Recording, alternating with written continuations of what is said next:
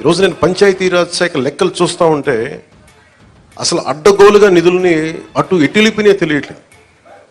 మీరే చూశారు, ఒక చిన్నపాటి కాలువకి ఒక మండలానికి కావాల్సిన డబ్బులు ఒక 15 కోట్లు 10 కోట్లు ఏది ఒక చిన్నపాటి మినీ రిజర్వాయర్ అవసరం ఏదైనా ఉంది, లేదంటే మనకి చిన్న కాలువల మరమ్మతులు కానీ, వాళ్ళ ప్రయారిటీ వాళ్ళు మంచిగా చెడ ఇవన్నీ పక్కన పెడితే వాళ్ళ ప్రయారిటీ 600 కోట్లు పెట్టి ఋషికొండలో ప్యాలెస్ కట్టుకున్నారు. అదే 600 కోట్లు ఈ పాటికి మనకి ఇక్కడ కనుక పెట్టుంటే ఒక జిల్లా అభివృద్ధి అయిపోయింది. సో మేము తీసుకున్న ప్రయారిటీ అది. హంగులకి ఆర్భాటాలకి కాకుండా ఇందులో నా సైడ్ నుంచి కరప్షన్ ఉండదు, నేను మీకు మాటిస్తున్నాను. అది అకౌంటబిలిటీ, ఎన్విరాన్మెంటల్ ఆడిట్ పట్టుకొస్తున్నాం.